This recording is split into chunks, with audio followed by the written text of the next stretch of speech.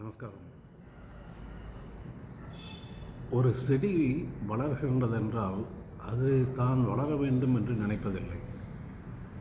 அது தன்னை உண்டாக்கி இருக்கின்ற இறைத்தன்மையோடு தன்னை இணைத்து கொண்டு செயல்படுகின்றது. தன்னிச்சையாக செயல்படுவதில்லை.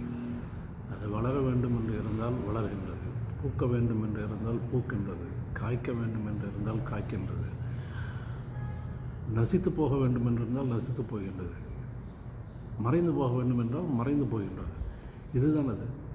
அதாவது அது தன்னை ஒரு இயற்கையோடு இறைத்தன்மையோடு தன்னை இணைத்து கொள்வதனால் என்ன நடக்கின்றதோ அது முழுமையாக முழு பலனை அடைகின்றது. ஒரு செடியினுடைய முழு பலன் மலர்வது தான், மலர்ந்து கனிந்து வருவது தான்.